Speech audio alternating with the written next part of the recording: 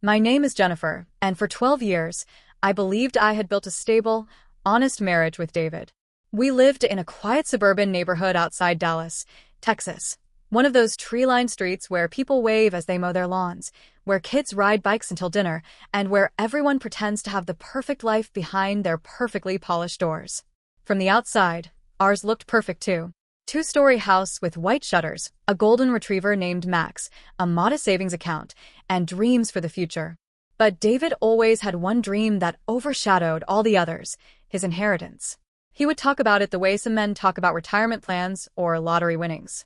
His parents, Margaret and William, were well-off, devout churchgoers, respected in the community, and careful with money. They owned land, stocks, and a hefty nest egg that David bragged would one day be his. $200,000, Jen, he'd say, leaning back in his recliner after dinner, swirling a glass of whiskey. That money is going to change everything for us. New boat, vacation house on the lake. You'll never have to worry again. At first, I smiled and nodded, thinking it was harmless daydreaming. But slowly, his fixation grew into something uglier. He wasn't talking about building a future with me. He was talking about spending, showing off, living a life of luxury he thought he deserved. And the way he talked about it, it wasn't our inheritance. It was his. His boat, his house, his money. I wasn't part of the picture. The first time it truly unsettled me was at a neighborhood barbecue. David, beer in hand, laughing too loudly, told our neighbor Tom, "Once that inheritance hits, I'll have the biggest boat at the marina. Hell, I might even quit work." Tom chuckled politely, but I saw the shift in people's faces. Some raised eyebrows. Some whispered later. I felt the ground tilt beneath me, realizing my husband wasn't just daydreaming. He was bragging, staking claims on money that wasn't his yet. But I tried to ignore it. Tried to remind myself that he was under stress at work, that maybe this was his way of coping. Then came the late nights. David started working overtime, or so he said. He'd come home smelling faintly of cologne that wasn't his usual brand.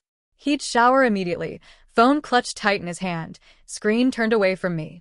I told myself I was paranoid. That's what wives do when their gut screams, but their heart refuses to listen. But my gut was right. One night, I was folding laundry when his phone buzzed on the counter. A text flashed, "Can't wait to see you tonight, Red Heart, K." At first, my mind raced through names. Karen from his office? Kate from the gym? But when I scrolled back, heart pounding, hands trembling, I saw the truth. Kelly, our neighbor. The single mom who lived 2 doors down, the one who always wore low-cut tops to mow her lawn, the one who lingered too long when David waved from the driveway. The texts were shameless. Plans for dinners, weekend getaways, promises of gifts, and worse, the words "our connection," as if he'd rewritten our marriage into nothingness. I thought that was the worst of it. But then I found the bank statements. David had taken out a $15,000 loan. Not from our joint account, not for home repairs or emergencies, but against his future inheritance. Money that didn't even exist yet. The transactions spelled everything out in cruel detail: diamond jewelry from Tiffany's, weekend hotel charges, expensive dinners at places he never took me. All for Kelly. I sat at the kitchen table with those statements spread out before me, tears blurring the numbers. My husband wasn't just unfaithful, he was reckless, arrogant, and willing to gamble with money that wasn't his. That night, I waited for him to come home. He strolled in past midnight, reeking of bourbon, a smug smile plastered across his face. "Where were you?" I asked quietly. He barely looked at me. "Out with clients." "Which client buys diamond necklaces, David?" For a second his face faltered. Then he sneered. "Don't go through my things, Jen. You wouldn't understand." And in that moment I knew the truth. Confrontation wouldn't change him.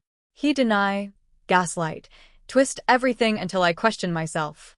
He'd keep lying until he got his precious inheritance, and then he'd throw me away like yesterday's trash. I went upstairs, locked the bathroom door, and stared at my reflection. My hands trembled. My chest ached. But through the tears, a new feeling rose up inside me. Not despair. Not helplessness. Resolve. If David thought he could build his future on lies, on betrayal, on the money his parents worked their whole lives to earn, then he was wrong. I would not scream. I would not beg. I would let him destroy himself. And I would make sure his parents saw every crack in the mask he wore. Because when you marry a liar, you have 2 choices: confront him and lose, or outplay him at his own game. And I was done losing. I didn't sleep the night. I discovered the texts, the jewelry, the hotel bills. I lay awake in the dark, listening to David's steady breathing beside me, wondering how a man could sleep so peacefully while his lies burned through the walls of our marriage. Every instinct in me screamed to confront him, to throw those bank statements in his face, to march to Kelly's door and drag her into the light of day. But I knew how that story would end: shouting, denials, gaslighting. He'd call me crazy. Kelly would play the victim. And his parents? They'd see me as the bitter wife trying to tear their son down. No. I wouldn't hand him the upper hand. If David wanted to live in a fantasy built on lies and inheritance money, I would make sure his own parents were the ones to tear it all down. So I began my plan. It started small, almost invisible. I began attending the church where Margaret and William worshipped every Sunday. David rarely went anymore. He said he was too busy, though I knew what he was really busy with. The first Sunday I walked in alone, wearing my soft blue dress. Margaret spotted me immediately. She smiled, surprised but warm. Jennifer. What a lovely surprise. I let my eyes drop, just for a second, before meeting hers again with a small, tight smile. David's been working a lot. I thought I'd come, even if it's just me. Margaret's face softened. She reached for my hand and gave it a squeeze. That's the spirit, dear. Faith is what carries us through. And just like that, I was in. Over the next few weeks, I became part of her circle. I joined her Tuesday morning book club, volunteered at the church bake sale, helped set up chairs for Bible study. Margaret was thrilled to have me there, her daughter-in-law finally living the family values she and William cherished.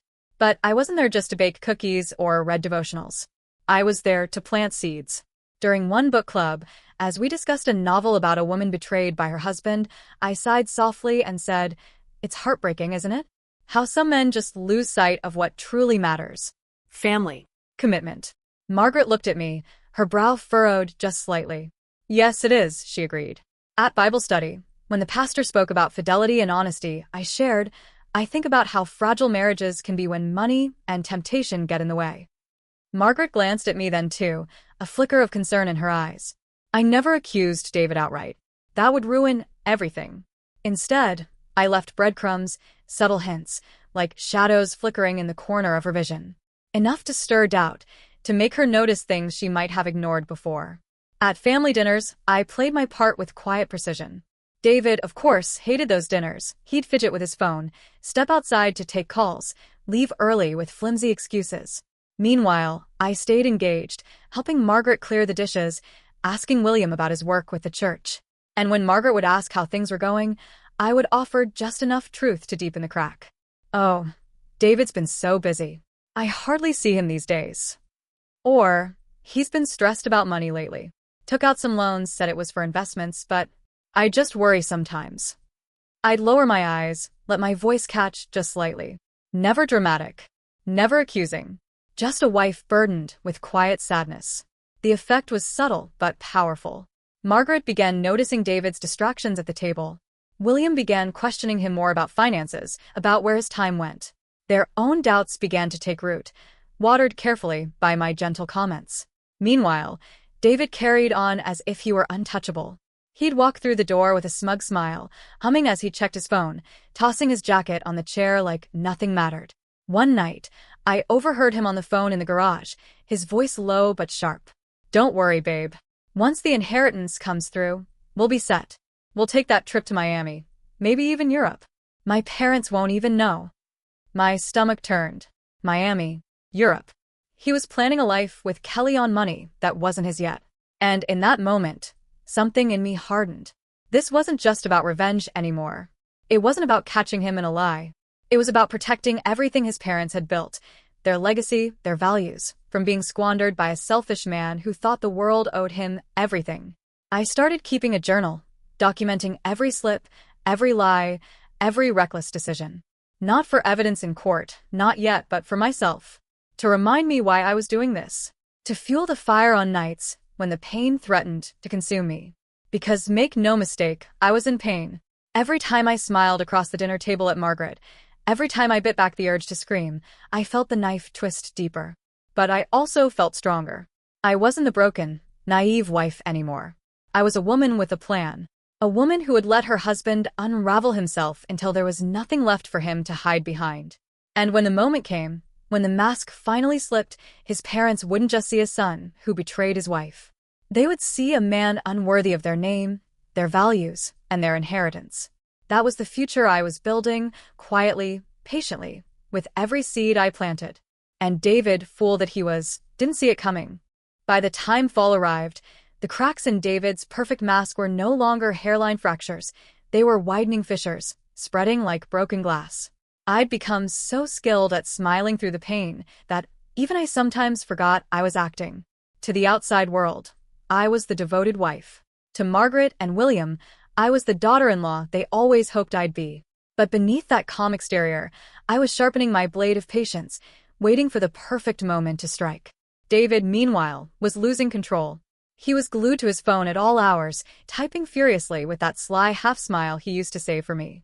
He started leaving dinners halfway through, muttering excuses about work emergencies. Margaret's eyes would follow him to the door, her lips pressed tight. William's brows would knit as he poked at his roast beef. One Sunday afternoon, we were at his parents' house for a family lunch. Margaret had made her famous chicken pot pie, the one that took hours and always filled the kitchen with buttery warmth. David sat at the table, hunched over his phone, chuckling at something he read. "David," Margaret said gently, "could you put that thing away while we eat?" He didn't even look up. "1 second, Mom." "David." William's voice was firmer this time. David sighed dramatically, tossed the phone down, and stabbed his fork into the pie. "Happy." I lowered my gaze, let a flicker of embarrassment cross my face, and softly said, "He's just been distracted a lot lately. I don't know where his mind is these days." The silence that followed was heavy, uncomfortable. Margaret glanced at me, concern clouding her eyes. William cleared his throat, but didn't speak. Seed planted. That night, when we got home, David snapped at me. "Why'd you say that in front of them?" I tilted my head, my voice barely above a whisper. "I was just worried. You're always gone, always on your phone. I didn't mean." "Don't play innocent, Jen," he barked, slamming his jacket onto the couch. "You're making me look bad in front of them." I bit back the smile that threatened to escape. "Exactly." The following week, I discovered something that nearly knocked the air from my lungs. A statement in the mail, another loan. This one for $10,000. He'd labeled it an investment, but the charges told a different story. A weekend at a luxury resort in Austin, dinner at a Michelin star restaurant, and a $3,500 bracelet from Cartier. For Kelly, the betrayal burned, but the recklessness was almost laughable. He was burying himself in debt over a woman who was only with him because she thought he'd be rich. And that was when I realized something powerful. I didn't have to ruin David. He was already doing it himself. All I had to do was hold the mirror steady while his parents watched him crumble. So, I continued. At Bible study, when the topic turned to stewardship and financial responsibility, I sighed softly and said, "It's hard when people spend money they don't really have. Debt can tear families apart." Margaret's gaze lingered on me longer than usual that night. At the next family dinner, I mentioned casually, "David's been stressed with money lately.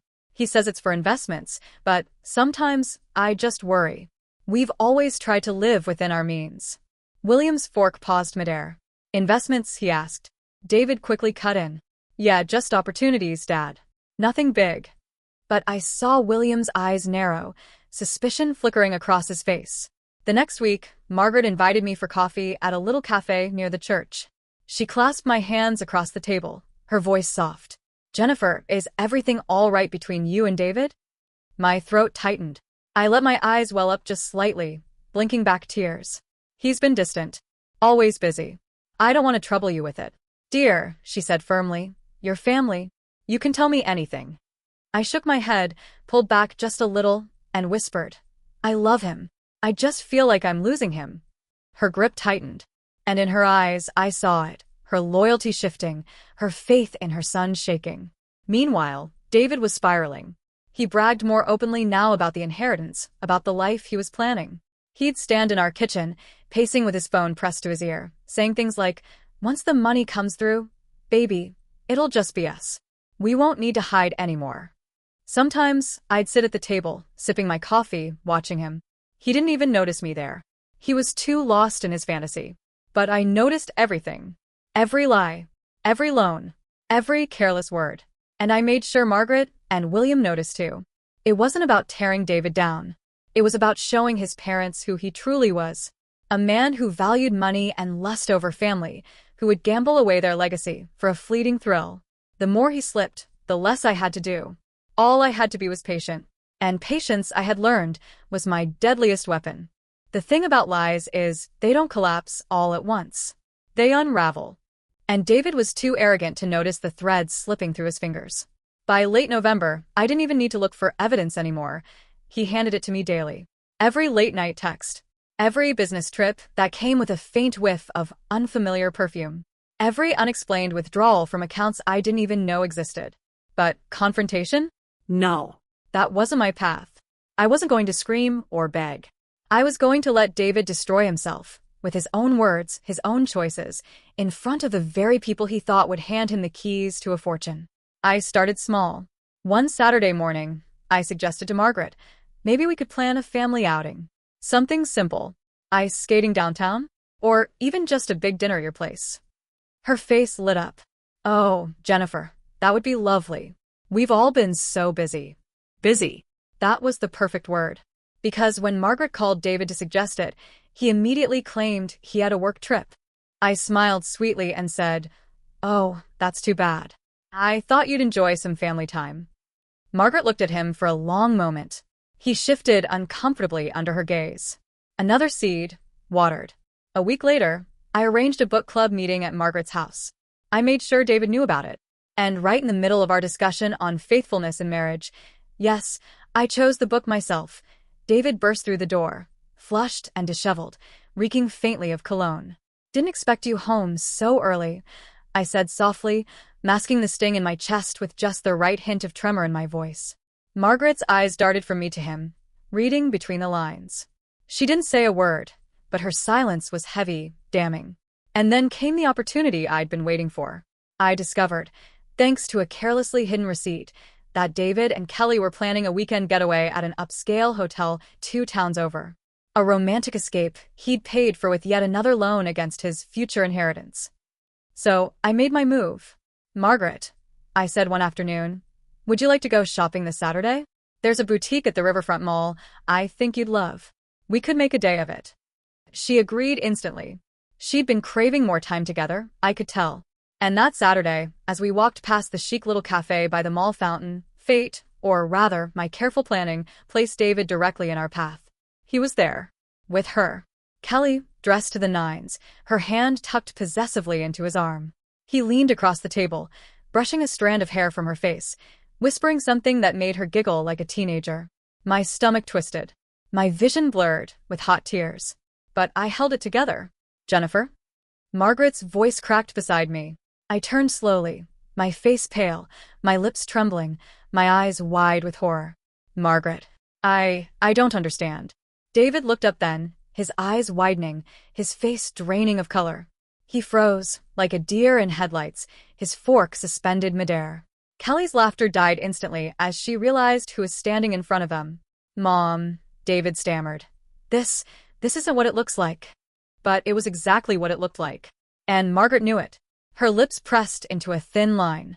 She reached for my hand, squeezing it with a fierceness I'd never felt from her before. "Jennifer," she whispered, her voice breaking, "I am so sorry." That was the moment I knew. She was on my side. Completely. David scrambled to explain, muttering something about a client meeting, about business dinners, about misunderstandings. But the words tumbled out hollow, panicked. And Margaret? She didn't believe a single one. She stood tall, her eyes like steel as she looked at her son. "David Morrison," she said, her voice low but razor-sharp, "I never thought I'd see the day." The silence between us was deafening. The mall fountain splashed cheerfully in the background, mocking the devastation playing out in front of it. I lowered my gaze, let a single tear slip down my cheek, and whispered, "I wish I didn't know." Margaret wrapped her arm around me, guiding me away from the scene. We left David and Kelly sitting there, exposed, humiliated, their laughter silenced. That night, Margaret called me. Her voice was thick with grief. "Jennifer, I don't know what's happened to my son, but I need you to know you're not alone. Not anymore." And as I hung up the phone, I realized something profound. David thought his inheritance was guaranteed. But he'd forgotten the one truth that mattered most. Money follows trust. And trust? He had shattered it beyond repair. For the first time in months, I slept peacefully, because I knew the tide had turned. After that day at the mall, everything changed. David didn't realize it yet. He thought he could talk his way out, spin another excuse, bury the truth under layers of charm and practice smiles. But Margaret had seen too much. And once you see the truth, you can't unsee it. At church the following Sunday, Margaret's hand never left mine. During service, she leaned closer and whispered, "Stay strong, Jennifer." David noticed. His jaw tightened. His eyes flicked between us, suspicion growing. He knew, deep down, that something had shifted, but he didn't know how much. At the next family dinner, the tension was suffocating. The roast beef went untouched. The green beans sat cold on the table. David, as usual, scrolled on his phone, smirking at some hidden message. "David," William said suddenly, his voice cutting through the silence, "I've been meaning to talk to you about something important."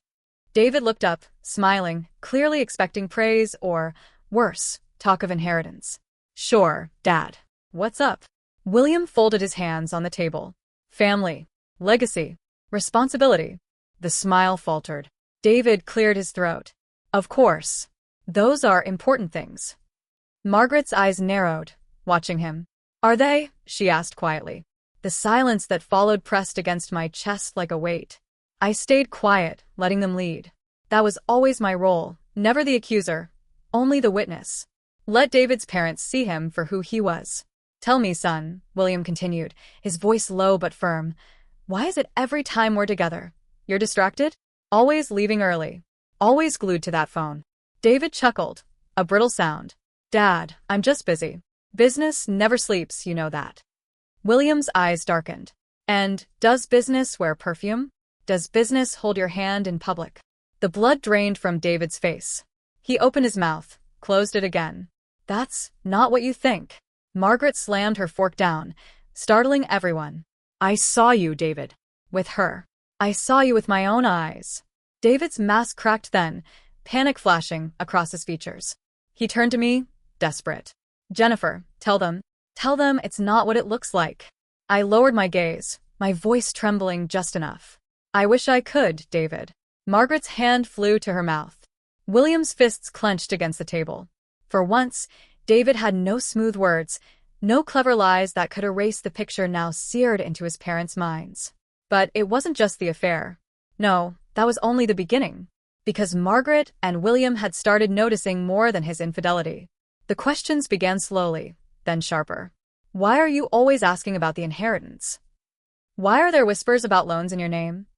Why is Jennifer carrying the weight of this marriage alone?" David stammered, blustered, grew angry. "Why are you interrogating me? I've worked hard my whole life. Don't I deserve something for it?" That was the wrong thing to say. William's voice dropped to a dangerous calm. "Deserve? Respect is earned, David. Loyalty is earned. And I'm starting to wonder if you've earned either." I felt the tremor of power shifting across the table. For years, David had been the golden boy, the charming son, the future heir. But now, under the harsh light of truth, he was shrinking, diminishing. Later that night, when we were alone, he exploded. "This is your fault," he shouted, pacing the living room like a caged animal. "You've turned them against me." Whispering in their ears, poisoning their minds. I stood there, quiet, calm, letting his words bounce off me. "They were always going to see who you really are, David," I said softly. "I didn't need to say anything. You did this all on your own." His face twisted with rage, but behind his eyes I saw it, the flicker of fear. Because deep down he knew I was right. And that's when I realized something chilling. For David, it was never about me. It was never even about Kelly. It was always about the inheritance, about the money he thought he was owed. And soon, very soon, he was going to discover the one truth that would destroy him. The legacy he counted on wasn't his anymore. Not after this. Not ever. David didn't come home that night. I sat in the quiet house, staring at the empty driveway, at the untouched dinner on the table. His excuses didn't matter anymore. Late at work, caught up with friends, don't wait up. I didn't bother calling. I knew where he was. But the silence, it was different this time. It wasn't loneliness. It was resolve. By the time his headlights swept across the front lawn the next morning, I was already dressed for church, my Bible tucked under my arm. He staggered in, the smell of perfume clinging to his clothes. He smirked at me like he still had the upper hand. Up early, he muttered, pouring himself coffee. Yes, I said simply. Margaret asked me to sit with her today. The mug froze halfway to his lips. My mother? I smiled softly. She likes the company. His jaw tightened, and for the first time, I saw fear flicker behind his eyes. He knew Margaret was slipping from his control, and there was nothing he could do about it. That week, whispers began to follow him. In our community, secrets have a way of rotting in the open. People didn't need me to say a word. Margaret's face at church, the way William's hand lingered protectively on my shoulder, told them enough. The man who once strutted like a peacock now hunched at family gatherings, his phone clutched like a lifeline. He didn't laugh as loudly. He didn't shine the same. And still, he clung to one thing, the inheritance. At dinner one Sunday, William finally spoke the words that made David's blood run cold. Jennifer tells us you've been borrowing against money that isn't yours yet. David nearly dropped his fork. That's not what she... I never said a word. I interrupted softly. My voice trembled just enough to sound hurt. Margaret reached over and patted my hand. We know, dear. We know. David's face burned red. It was just a loan. Everyone borrows. I'll pay it back once. Once what? William's voice cut through like a knife. Once you inherit money you feel entitled to? Money that doesn't belong to you yet. David's mouth opened and closed, like a fish gasping for air. You were raised better than this, Margaret whispered, disappointment dripping from every syllable. We taught you that family comes before greed, before lust, before pride. And yet, her voice cracked, and tears welled in her eyes. The sight of his mother crying finally seemed to rattle him. Mom, no, it's not. Don't, she snapped, sharper than I'd ever heard her before. Don't call me that, not while you're living like a stranger in this family. The table went silent. Even the clock on the wall seemed to hold its breath. After that night, David changed. Not in the way I once prayed for, but in the way of a man trapped, cornered, desperate. He stopped hiding his anger from me. The shouting matches grew uglier, his accusations more venomous. You think you've won, don't you? He spat one night, his face inches from mine. You've turned them all against me. My own parents. My own community. I stood my ground, voice steady even as my heart pounded. I didn't have to turn them against you, David. You did that all by yourself. He slammed his fist against the wall, leaving a dent. You're going to regret this. When that inheritance comes, you'll be out of this house. Out of my life. But his threats no longer scared me. Because deep down, I knew the truth. The inheritance wasn't his anymore. Margaret had said as much to me in private, her hands trembling as she folded mine in hers. Jennifer, she whispered, your strength has opened our eyes. We thought David was the man we raised, but he's a lost. We can't reward that. William and I have been talking. The estate, the money, we're thinking of putting it towards something good, something lasting. Her eyes searched mine, full of pain and love all at once. I want you to know, whatever happens, you'll always have us. My throat tightened, tears slipping down my cheeks. For the first time in years, I felt seen, protected. David, of course, remained blind to it all. He still bragged to Kelly about the money coming any day now. He still made plans for a vacation house, still dreamed of luxury. He didn't know the walls were already closing in. And soon, very soon, his entire world was about to collapse. Because Margaret and William had made their choice. And they were going to announce it in front of everyone. The night felt heavy before it even began. Margaret had insisted on hosting a special family dinner. She'd called me earlier in the week, her voice calm but steady. It's time, she'd said. William and I can't stay silent anymore. David, of course, was ecstatic. He strutted around the house all afternoon, humming as he picked out a suit, bragging to me about how this was finally his moment. I told you, he said, straightening his tie in the mirror. Dad's finally going to talk numbers. We'll be set for life, Jennifer. Maybe then you'll stop looking at me like I've failed you. I said nothing, just slipped on my dress, quietly preparing for the show that was about to unfold. The dining room glowed with candlelight when we arrived. Margaret greeted me first, hugging me tightly, her hands lingering on my shoulders as if to reassure me. William gave me a solemn nod before turning his gaze on David. My husband didn't notice the coldness in his father's eyes. He was too busy grinning, imagining the wealth that wasn't his. Dinner began in strained silence. The clinking of silverware was the only sound until William finally set his fork down. "Family," he began, his voice deep and steady. "Tonight, we need to talk about legacy." David's eyes lit up. He leaned forward eagerly. "I couldn't agree more, Dad." William's gaze swept the table before settling on his son. "A family's legacy isn't measured in money. It's measured in values, honor, trust, loyalty." Margaret's hand brushed mine under the table. I steadied my breath. David chuckled nervously. "Of course, Dad. But, money helps too, right?" The room went still. Margaret's voice trembled, but it was stronger than I'd ever heard it. "David, how could you?" His smile faltered. "How could I what?" "I saw you," she whispered. At the mall. "With her. Holding hands like teenagers." David's face drained of color. He darted his eyes toward me, his mask cracking. "Jennifer, you told them?" "I never said a word," I replied softly. William's fist hit the table, rattling the silverware. "You didn't have to. We saw it ourselves. Your lies, your greed, your betrayal of the vows you took before God and family." David's charm collapsed into desperation. "It's not like that. Kelly, she's just a friend. You're all twisting this." But his parents weren't moved. They'd seen enough. William leaned forward, his eyes burning. "Tell me, son, if you can betray your wife, the woman who has stood by you all these years, what makes us believe you wouldn't betray us? Betray the family legacy we worked our whole lives to build." David's voice cracked. "Dad, please, you can't mean..." Margaret's tears spilled over. "We raised you better. We gave you love, guidance, faith. And you traded it all for selfishness." David reached for her hand, but she pulled it back as if his touch burned. Then William delivered the blow. "We've decided," he said coldly. "The inheritance you've been waiting for will not go to you." The words hung in the air like thunder. David's mouth fell open. "What?" "No, you can't. That money, it's mine."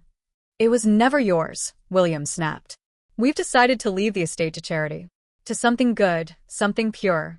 Because a man who betrays his wife and his values will squander everything he's given." Margaret added, her voice breaking, "And Jennifer, she never poisoned us against you. She never spoke ill of you. We saw the truth with our own eyes." David's chair screeched as he leapt to his feet, his face twisted with rage. "You're choosing her over me? She's the reason you're doing this. She's manipulated you, turned you against your own son." I finally spoke, my voice calm but firm. "You did that all on your own. I know about Kelly, about the loans, about the lies. I stayed quiet because I wanted your parents to see the man you really are." His hands trembled, his chest heaving. For once, there was no excuse left, no smooth story to tell. Just the truth, raw and undeniable. William's voice cut through the silence, one final time. "You've lost more than money tonight, son. You've lost our trust. And once that's gone, there's no buying it back." David stormed out of the dining room, slamming the door so hard the walls shook. The sound of his footsteps faded, leaving only the quiet hum of the chandelier. Margaret reached for my hand again, tears in her eyes. "Jennifer, I'm so sorry." I squeezed her hand gently. "Don't be. You didn't lose a son tonight. You finally saw the truth." And in that moment, I felt something deep inside me shift. For years, I had been the silent one, the patient one. But tonight, as David's world crumbled, I finally felt free. The silence after that dinner lingered like smoke after a fire. David didn't come home that night. For days, his absence barely felt like a loss. The house was calmer, quieter. No slamming doors, no angry footsteps pacing the hallway, no sharp words cutting through the air. But I knew the storm wasn't over. It came in the form of papers, slipped into my mailbox a week later. Divorce. He thought he'd punish me by throwing me away, the same way he discarded everything that didn't serve him. What he didn't realize was, I was already gone. The community's whispers grew louder. It didn't take long for word to spread that Margaret and William had stripped David of the inheritance. Church friends who once nodded at him with respect now shook their heads in quiet pity. And then Kelly left him. I heard it through a mutual acquaintance. She discovered the truth. No family money, just a man with debt, desperation, and nothing left to offer. She walked away, without looking back. The same man who bragged about yachts and vacation homes was now living in a shabby apartment, his shiny car repossessed, his friends vanishing one by one. Meanwhile, my life bloomed in ways I never imagined. Margaret called me every morning, her voice warm and steady. William came by to fix things around the house, refusing to let me lift a finger. At Sunday dinners, they sat me at the head of the table, treating me like a daughter. Not an in-law, but family. "You deserve peace," Margaret told me one afternoon, her hands folded over mine. "You've given more grace and patience than anyone should be asked to. And now it's your time." Her words melted the last of the fear I'd carried for years. I signed the divorce papers with a steady hand. My lawyer made sure the house was mine, along with alimony David couldn't escape. His parents, disgusted by his behavior, even supported me through the process. For once, I wasn't fighting alone. I'll never forget the day I saw him again. I was sitting on the porch, coffee steaming in my hands, Margaret beside me flipping through a gardening magazine. The air was crisp, the sun warm. Then his car sputtered past the house, a dented, rusted thing that coughed smoke with every mile. I almost didn't recognize him behind the wheel. His hair was unkempt, his face lined with stress, his eyes hollow. He slowed for just a moment, his gaze flicking toward the house he'd lost. Our house. My house. His eyes met mine. And for the first time, there was no arrogance there, no smug superiority.